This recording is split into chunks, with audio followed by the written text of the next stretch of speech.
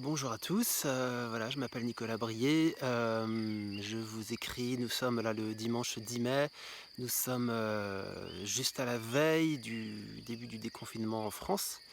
J'avais fait une première vidéo au début du confinement, mi-mars, où j'avais parlé justement de cette opportunité que nous avions de faire une pause et de préparer le post-Covid pour justement pas qu'on recommence comme avant, puisqu'on a vu que ça marchait pas et qu'on était vraiment dans une situation délicate et que c'était une merveilleuse opportunité de réfléchir et j'invitais, enfin je proposais qu'il y ait un grand forum ouvert mondial pour qu'on réfléchisse tous ensemble à ce qu'on pourrait faire après et je suis ravi de voir que, ça a eu lieu. J'ai vu, de partout, alors pas grâce à ma vidéo, mais en tout cas, c'est juste que l'idée que j'avais, en fait, beaucoup d'autres l'ont eu et c'est tant mieux et il y a eu énormément de conférences, de discussions, de réflexions tout azimut pour réfléchir à l'après-Covid, pour poser les bases d'une nouvelle, société, en fait, d'un nouveau système.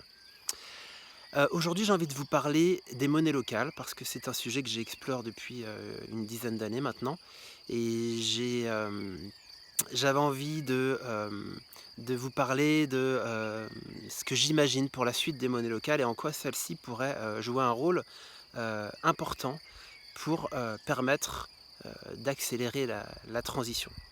Alors j'ai pris quelques notes sur mon cahier, vous me pardonnerez, je vais pour être sûr de pas oublier de choses. Ce qui est intéressant de voir, c'est que, les idées que je vais vous présenter sont un petit peu subversives, hein, ça va peut-être un peu vous bousculer, je vous préviens tout de suite. Mais il faut bien voir que, il y a beaucoup de choses qui semblaient totalement impossibles avant cette crise et qui, soudainement, sont apparues comme envisageables. Par exemple, il y a l'Espagne qui est en train de réfléchir à mettre en place le revenu de base.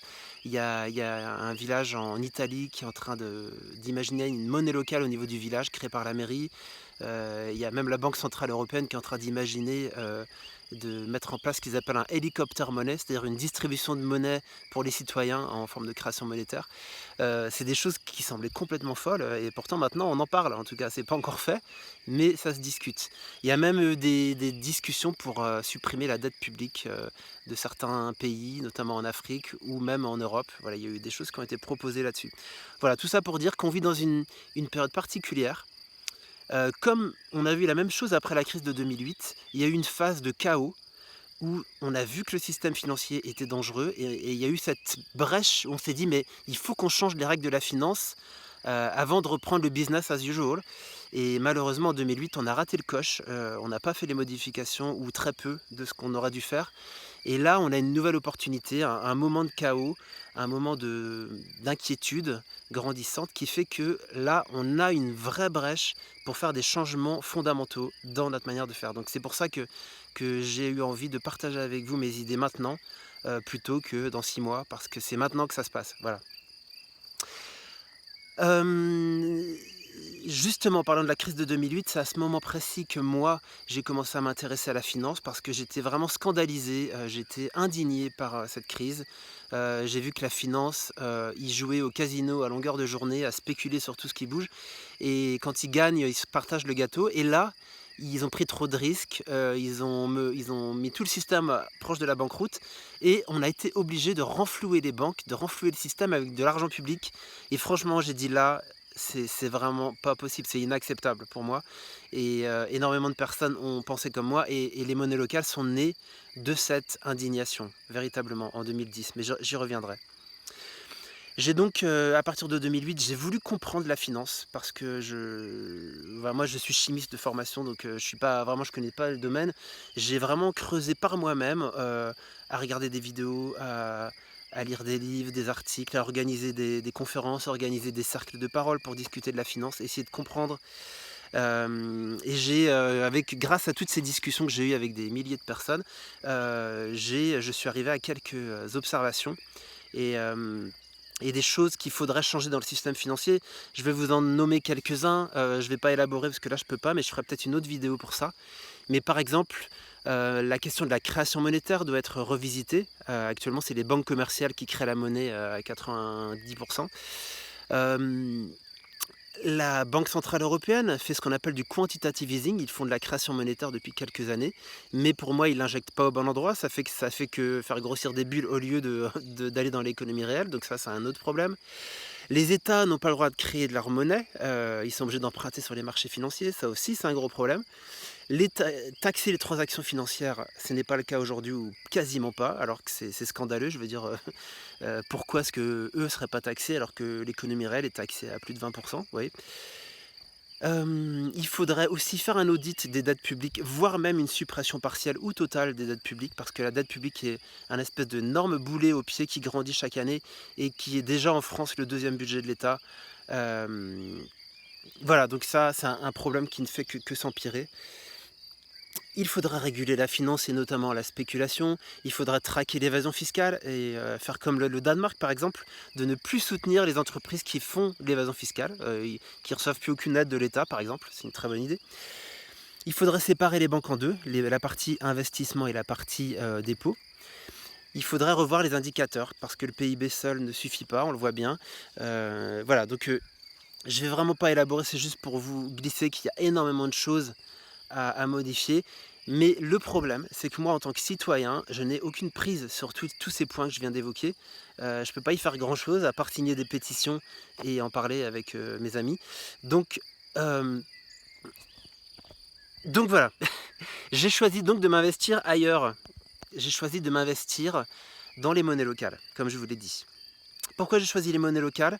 Tout simplement parce que la monnaie, c'est véritablement le socle de tout le système financier. Aussi puissant et complexe qu'il soit, tout repose sur la monnaie, donc sur le dollar, l'euro et les monnaies principales. Mais la monnaie n'est pas neutre. Aucune monnaie n'est neutre.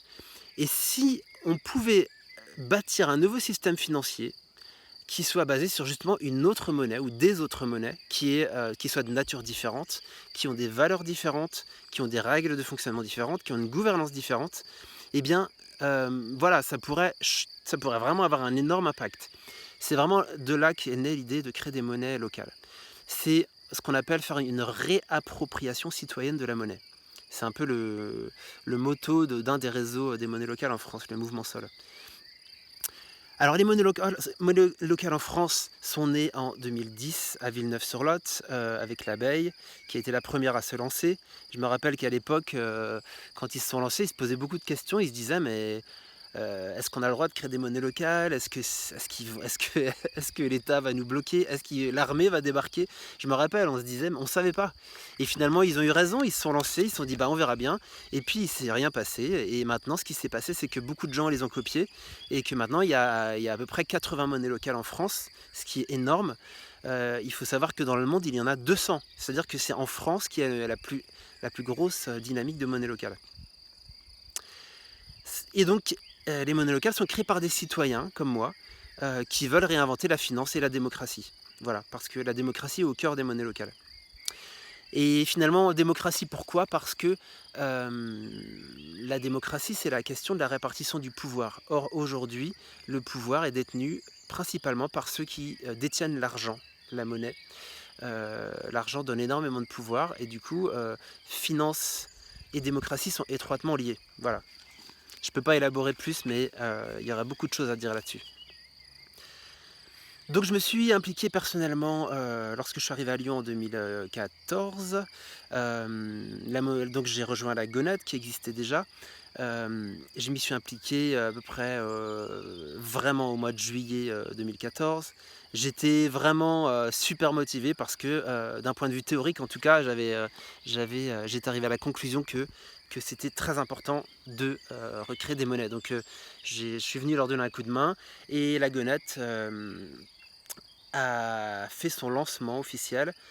C'était en novembre 2015. Voilà. Donc moi j'étais actif de 2014 à 2018 à la Gonette, vraiment actif. Maintenant je suis toujours actif mais en tant qu'utilisateur et je suis membre d'un des collèges. C'était pour moi une super expérience de terrain parce que la théorie c'est une chose mais de mettre les mains dans le cambouis et puis de voir sur le terrain comment ça marche, ça change tout évidemment. Et puis j'ai pu tirer donc des enseignements de cette expérience. Les choses positives que j'ai pu observer, c'est que les monnaies locales ont réussi à mettre en réseau des professionnels très diversifiés, plein de porteurs de projets qui ont des projets super et des belles valeurs et qui étaient prêts à investiguer une nouvelle monnaie et de s'y impliquer. Euh, Nous avons beaucoup appris, donc les citoyens, tout le monde et les acteurs des monnaies locales ont beaucoup appris sur la finance parce qu'on organisait des formations. Enfin, moi j'étais en charge des formations à la Gonette. On organisait des formations tous les mois et du coup, moi j'ai beaucoup lu, beaucoup appris pour justement pouvoir l'expliquer simplement aux gens. Et voilà, donc en termes d'éducation populaire, ça a été très très riche. Et puis on a appris à créer des monnaies parce que tout le processus de définir une charte de valeur, de définir des règles de fonctionnement, de faire du design des billets, d'imprimer les billets, de les sécuriser, de faire circuler la monnaie, etc. Nous avons beaucoup appris. Et c'était important. Faut savoir que les monnaies locales de France coopèrent énormément à plein de niveaux, que ce soit pour la création des billets, partage d'expériences et les bonnes pratiques. Et c'est pour ça que le réseau s'est beaucoup développé, c'est qu'il y a eu beaucoup de soutien, grâce notamment aux deux réseaux qui sont le Mouvement Sol et le réseau des monnaies locales complémentaires et citoyennes, voilà, le réseau MLCC. Et puis il y a beaucoup de rapprochements avec des collectivités ces derniers temps, et ça c'est vraiment génial, c'est une énorme source potentielle d'évolution aussi.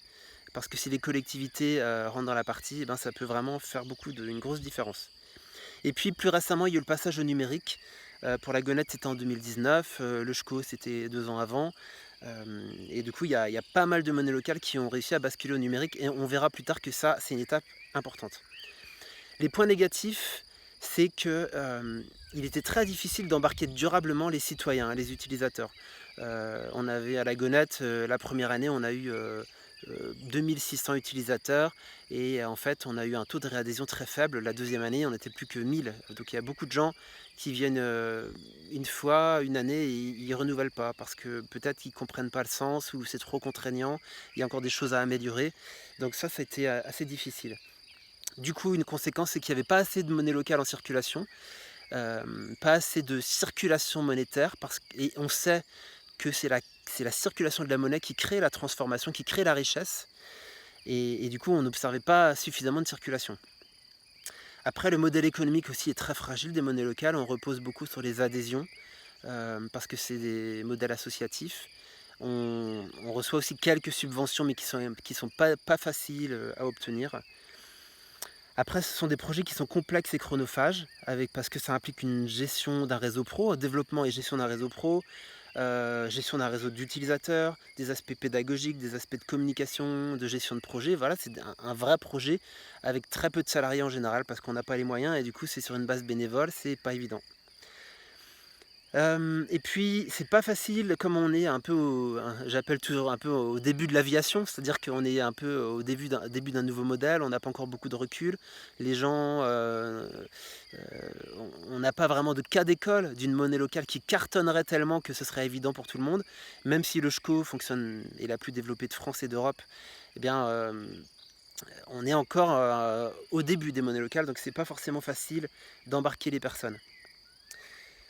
Et puis, le problème numéro 1 est lié au fonctionnement des monnaies locales. Si vous ne connaissez pas en fait comment fonctionnent les monnaies locales, eh bien vous allez changer des euros en monnaie locale. Les euros que vous allez nous confier, on va les placer sur un compte dans une banque éthique.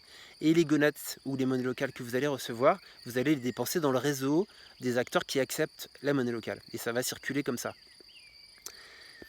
Le problème numéro 1 pour moi, c'est que si vous n'avez pas d'euros, vous ne pouvez pas avoir de gonette. Oui, s'il n'y a pas d'euros, il n'y a pas de gonette. Et ça, ça c'est un gros problème, parce que notre souci principal, un des plus gros soucis qu'on a aujourd'hui, c'est le manque de pouvoir d'achat. Il y a énormément de gens qui galèrent, énormément de gens qui sont sous le seuil de pauvreté. On l'a vu avec la crise des Gilets jaunes qui a mis ça en lumière, qu'il y a vraiment beaucoup de gens qui ont du mal à joindre les deux bouts. Et du coup, la monnaie locale ne résout pas du tout ce problème-là. Et ça, c'est dommage, et ça pourrait changer. Voilà, c'est le motif de ma vidéo, justement. Parce que le pouvoir d'achat, j'aime pas trop ce terme-là, mais le pouvoir d'achat, c'est un pouvoir d'agir. Si on arrivait à donner plus de pouvoir d'agir aux citoyens et aux pros, eh bien là, on n'aurait aucun problème à trouver des utilisateurs. Ça, je vous le promets. Voilà, donc ça c'est le constat que je fais de mes 4 ans à la Gonette. Par rapport à notre démarche de réappropriation citoyenne de la monnaie, nous avons fait un énorme chemin hein, en 10 ans, avec toutes ces monnaies locales en place. On a énormément appris, comme je vous l'ai dit. On a franchi pour moi la première étape du processus de réappropriation, d'apprendre à créer des billets, faire circuler des billets, etc. Tout ce que je vous ai dit. Et ça s'est passé comme ça, et je pense que ça s'est passé comme ça devait se passer. On ne pouvait pas aller plus loin que ça jusqu'ici. C'était pas encore le moment. Mais justement, nous arrivons à un moment où je pense c'est le moment de passer à l'étape suivante, de franchir le seuil pour passer aux monnaies locales 2.0, j'aime les appeler, de franchir un saut quantique pour le niveau suivant. Et ce niveau suivant, ce serait quoi? Ça serait d'aller jusqu'au bout du processus de réappropriation citoyenne de la monnaie et d'aller à aller faire de la création monétaire en monnaie locale. Je répète, hein, attention, c'est important, de faire de la création monétaire ex nihilo, c'est-à-dire à partir de rien, de créer de la monnaie locale. Alors, oui, donc oui, c'est là que ça peut être un peu choquant, hein, je vous préviens, donc j'espère que vous étiez bien assis. Cette idée fait peur, et je me rappelle très bien que moi, même il y a 5 ans, quand les gens me parlaient de création monétaire en monnaie locale, je leur disais: «Mais il faut surtout pas faire ça les gars, c'est une très mauvaise idée, on va perdre tout notre crédit, les gens vont plus nous croire, les pros vont paniquer, et cetera, et cetera». Et j'ai beaucoup bougé là-dessus, et maintenant, maintenant je fais partie de ceux qui sont ambassadeurs de cette idée. Alors, par rapport à la législation, ça fait peur pourquoi? Parce que créer de la monnaie c'est interdit. Créer des euros c'est totalement interdit, on peut même aller en prison pour ça. Mais là, on ne parle pas de créer des euros, on parle de créer de la monnaie locale, et ça c'est très très différent. Si on fait ça, évidemment, il faudrait interdire les conversions des monnaies locales en euros. Voilà, donc ça serait une des conditions. La création monétaire, ça fait peur, mais il faut savoir que aujourd'hui ça s'est démocratisé et qu'il y a déjà de la création monétaire citoyenne qui se fait. Principalement dans les crypto-monnaies. Des crypto-monnaies, il y en a plus de 2000 actuellement dans le monde. Les plus connus, c'est le Bitcoin. Et le Bitcoin, par exemple, ce sont des informaticiens qui ont mis ça en place. Et lorsqu'ils font ce qu'on appelle du minage, ils créent des Bitcoins et ensuite ils les font circuler, ils les vendent. Eh bien, pour moi, c'est une création monétaire. Voilà, c'est une forme de création monétaire. Il y a une monnaie locale qui s'appelle la monnaie libre, qui s'appelle la June G1, qui verse un dividende universel. Elle fait aussi de la création monétaire. Et j'en cite que 2, mais il y en a énormément. Voilà, donc c'est quelque chose qui se fait déjà. Mais bon, on n'a pas forcément conscience. Mais finalement, il y a déjà des personnes qui ont ouvert cette voie. Et ce qui est important, c'est que la monnaie électronique qui vient d'apparaître ces derniers temps, qui est en train de se mettre en place dans les monnaies locales, c'est un prérequis pour faire de la création monétaire. Pourquoi? Donc c'est pour ça, on ne pouvait pas faire avant cette création monétaire, on peut le faire que maintenant. Pourquoi? Parce que grâce à la monnaie électronique, on va pouvoir faire un suivi beaucoup plus précis de comment circule la monnaie locale dans le réseau. Actuellement, avec les billets, c'était quasiment impossible. Maintenant, on va pouvoir voir exactement où est-ce qu'elle s'accumule, où est-ce qu'elle est rare, etc. Donc on pourra faire un suivi. Deuxièmement, imaginez qu'on décide de mettre en place un revenu de base en monnaie locale. On devra donc verser un revenu de base à peut-être 2000 personnes simultanément. Avec une monnaie papier, c'est impossible. On ne va pas envoyer par la poste à 2000 personnes tous les mois des billets. Ce serait ingérable. Voilà. Donc on a besoin de monnaie électronique et elles sont maintenant en place dans beaucoup de monnaies locales. C'est-à-dire que maintenant, on peut le faire. C'est le moment. Et pour moi, la crise du Covid-19 n'est finalement qu'un événement déclencheur qui accélère l'histoire et qui fait que une idée qui était un peu folle jusqu'ici devient pour moi presque une évidence. Parce que cette crise, à mon avis, va être pire qu'en 2008. Et on a vu que la crise des Gilets jaunes déjà nous a frappés. Et là, ça va être encore pire. Les gens vont encore plus galérer. Donc je pense que on va avoir besoin d'outils pour soutenir les gens. La deuxième raison, c'est qu'on se rend bien compte qu'on doit opérer un basculement, une transition écologique très rapidement. La monnaie locale, la création monétaire en monnaie locale va pouvoir irriguer tous les acteurs du changement, ce qu'on appelle la forêt qui pousse, et on va pouvoir en quelque sorte faire catalyser cette transition. Troisième point, la soif de démocratie qui est très très forte chez les citoyens. La monnaie locale permet c'est comme un laboratoire où on peut pratiquer la démocratie. Et vous verrez un peu plus loin comment. Et puis, beaucoup de gens, suite à la crise du Covid, veulent changer de vie, ont réalisé que leur vie ne leur convenait pas, ils ont envie de vivre autrement, peut-être plus proche de la nature, ou plus, en tout cas plus alignés avec leurs valeurs. Et le fait de toucher un revenu de base ou d'être soutenu par la création monétaire va permettre à ces personnes, dont moi hein, d'ailleurs, moi je rêve d'habiter en éco-village, voilà, et ben, ce revenu de base aidera énormément ces personnes. Qu'est-ce que ça va changer maintenant, cette création monétaire en monnaie locale? Alors il y a 4 points. Première chose, je vous l'ai déjà dit, on va pouvoir mettre en place un revenu de base, c'est-à-dire que chaque mois, chaque citoyen recevra un revenu de base. On peut commencer petit, on peut commencer avec 50 gonettes par mois ou 50 monnaies locales, on peut aller jusqu'à 200, on peut aller jusqu'à 1000. Après, voilà, ça c'est des décisions à prendre, mais en tout cas on pourra faire ça. Le revenu de base est une excellente idée, mais il faut savoir que si on fait un revenu de base en euros, il y a un danger parce que les gens risquent de dépenser cet argent, ce pouvoir d'achat, dans les mêmes entreprises qui polluent énormément, des trucs pas chers dans les supermarchés, et ça pourrait accélérer la catastrophe écologique. Donc un revenu de base en monnaie locale, c'est vraiment une très bonne idée. La deuxième chose qu'on pourrait faire, c'est de venir en soutien à tous les acteurs économiques du territoire, donc souvent des très petits acteurs, hein, des TPE ou des indépendants. On pourra leur faire des dons ou en tout cas du soutien financier en monnaie locale. Voilà, donc ça pourrait les aider. Troisième chose, on pourra même aider les porteurs de projets, ceux qui veulent créer des entreprises qui ont du sens et qui sont respectueuses des valeurs de la monnaie locale et de l'environnement et du social. On pourra les aider à créer les entreprises et de choisir ensemble qui on soutient. Et puis on pourra soutenir aussi les acteurs de la monnaie locale, donc les salariés, tous ceux qui étaient anciennement bénévoles des monnaies locales pourraient être peut-être payés partiellement en monnaie locale. Et ainsi on pourrait avoir des équipes beaucoup plus fortes justement pour gérer la circulation de la monnaie dans le réseau. Et puis faire rentrer de nouveaux pros, etc. Ils pourraient être payés en monnaie locale. Alors comment ça va se passer si on part de là-dessus? L'étape 1, ce serait de faire un grand débat au sein de la monnaie locale, avec tous les acteurs, les utilisateurs, les pros, d'avoir un grand débat sur cette question. Est-ce qu'on se lance ou pas dans cette création monétaire? C'est une grosse décision, j'en suis bien conscient. Il ne faut pas le faire rapidement, il faut vraiment que ce soit réfléchi, il faut en discuter avec tout le monde, et il faut surtout que tout le monde soit partie prenante. Il ne faut pas le faire de force, il ne faut pas que les pros soient embarqués de force, parce que sinon ça ne va pas marcher. Ils vont y aller à reculons, ils vont pas être contents, ils vont se plaindre, ils vont dire qu'il y a plein de problèmes. Il faut que tout le monde ait envie de le faire et décide de le faire parce que il y aura plein de choses à régler, plein de problèmes à régler. Il faudra que tout le monde soit acteur de ce projet. Voilà, donc grand débat qui peut prendre même 6 mois, 1 an. J'espère que ce sera plus rapide, mais bon, ça prendra le temps qu'il faut. Si on décide de le faire, deuxième étape, un grand rassemblement. Donc là, on invite tout le monde, peut-être un samedi après-midi. On invite tous les pros, les utilisateurs, les membres de la monnaie locale, les bénévoles, les collectivités. Et puis, on va prendre des décisions très importantes.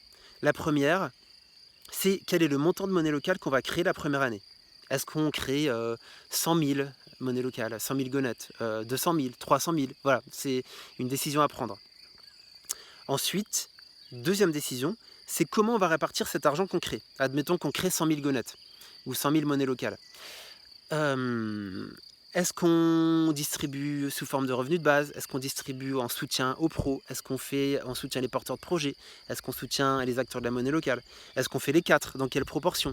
En fait, là, ça va se rapprocher de ce qu'on appelle un budget participatif qui se pratique dans certaines mairies. Comment on répartit l'argent. Donc ça va être un processus très intéressant et à faire tous ensemble. Troisième étape, ça va être le suivi des flux monétaires. Il va falloir observer de très très près où est-ce que cet argent va, où est-ce qu'il s'accumule, où est-ce qu'il est rare, et que les équipes de la monnaie locale aillent sur le terrain, comme je vous disais tout à l'heure, pour aider par exemple les épiceries qui risquent d'en recevoir beaucoup, les aider à écouler le plus fluidement possible toute cette monnaie locale. Quatrième étape, il va falloir faire une réunion bilan au bout de, je sais pas, de 6 mois, 1 an. Encore une fois, on invite tout le monde, ou alors ça peut se faire par questionnaire. Voilà, qu'est-ce qui s'est passé? Comment ça s'est passé? Est-ce que ça a bien marché? Est-ce que ce revenu de base, est-ce que ça vous a été utile? Qu'est-ce que ça vous a permis de faire? Si vous étiez un commerçant en difficulté, est-ce que ça vous a aidé à vous en sortir? Si vous étiez porteur de projet, est-ce que ça vous a aidé à vous lancer? Voilà, donc on va faire un vrai bilan de ce qui s'est passé. les positifs, les négatifs. Et puis, 5e étape, eh bien, on va encore une fois se rassembler ou par questionnaire et on va voir, voilà, qu'est-ce qu'on fait pour l'année suivante? Est-ce qu'on garde le même montant? Est-ce qu'on augmente le montant parce que finalement, ça s'est bien passé? Est-ce qu'on décide de réduire? Voire même, est-ce qu'on décide d'arrêter complètement? Si effectivement, si c'était nul, que ça a servi à rien et que ça a été que des problèmes, on peut juste, dire que c'était une période pilote, une zone de test et on arrête et on revient à ce qu'on faisait avant. Donc, voilà, c'est pas irrémédiable. Il faut que ce soit un processus évolutif qui s'inspire de l'intelligence collective. Voilà, et on sait faire ça. Et je terminerai cette vidéo juste en vous abordant les prochains pas. Sachez que cette idée de création monétaire est explorée déjà à l'heure actuelle par des gens comme moi qui sont membres de plusieurs monnaies locales. Je suis en discussion avec des personnes à la pêche, par exemple, à Montreuil, qui réfléchissent à cette question. Je suis en discussion avec des personnes de la Muse, à Angers, qui réfléchissent aussi. Des personnes de la Gonette aussi. La Gonette, récemment, dans son édito de la newsletter, a rêvé de verser un revenu de base en Gonette de 200 € par mois. Donc voilà, c'était un peu une boutade pour le 1er avril, mais quelque part, ils y pensent quand même. Des acteurs du lien à Saint-Étienne aussi, ils réfléchissent. Il y a le mouvement Sol, et notamment Patrick Vivray, qui est un des acteurs principaux, qui a proposé cette idée de faire de la création monétaire. Il proposait même de dire que cette création monétaire n'est que récupérer finalement l'argent de l'évasion fiscale que nous devrions avoir et que finalement on recrée l'argent que nous n'avons pas obtenu parce que des gens ne jouent pas à collectif et ne payent pas leurs impôts. Voilà. Et puis il y a des personnes comme Philippe Deruder qui ont une idée assez similaire mais au niveau national, de faire une création monétaire nationale complémentaire. Que je vous invite à explorer, c'est une excellente idée aussi qui pourrait être considérée. Et puis il va y avoir des réunions, là je sais, je vais y participer notamment le 14 mai, il y en aura peut-être d'autres. Une réunion, justement, les acteurs des monnaies locales se rassemblent pour discuter de la crise et de voir que pourraient faire les monnaies locales face à cette crise. Quelles modifications est-ce qu'on pourrait opérer pour faire que les monnaies locales jouent un rôle décisif et vraiment utile pour sortir de la crise. Donc voilà, je suis content de faire cette vidéo pour aussi poser en fait. Cette vidéo, c'est un peu une bouteille à la mer pour moi. Je pose mes idées et ce que j'espère, c'est que si cette idée vous parle ou même si vous trouvez que c'est très dangereux ce que je dis, vous pouvez m'en parler. Si vous trouvez que l'idée est intéressante, vous pouvez me contacter. Voilà, en tout cas, cette bouteille à la mer me permettra de rentrer en lien avec d'autres qui ont des idées similaires et ça me permettra de co-construire parce que je suis bien conscient que c'est une idée qui est encore très jeune et qui a besoin d'être travaillée, amendée, co-créée, discutée, peaufinée. Voilà, et j'en serais vraiment ravi pour qu'elle soit la plus proche de la réalité et que ça se passe le mieux possible. Voilà. Eh bien écoutez, je vais m'arrêter là, je voudrais que ça dure moins de 30 minutes. Je vous remercie vraiment d'avoir été là jusqu'à la fin de la vidéo. C'était vraiment un plaisir pour moi. C'est un peu l'aboutissement d'une dizaine d'années de réflexion. Donc ça me fait très plaisir d'avoir partagé ça avec vous. Je souhaite de tout cœur que cette idée soit explorée par les acteurs des monnaies locales et qu'on puisse vraiment y penser sérieusement et faire des tests. Voilà. Parce que je crois profondément que c'est une idée extrêmement puissante qui pourrait catalyser le basculement vers cette transition écologique dont nous avons et sociale, avec beaucoup de justice sociale pour que chacun ait vraiment le pouvoir de vivre la vie qu'il veut vivre et les moyens de pouvoir être respectueux de soi-même, des autres et de la planète. Je vous remercie à tous et puis j'ai hâte d'avoir vos commentaires. Allez, à très vite. Ciao.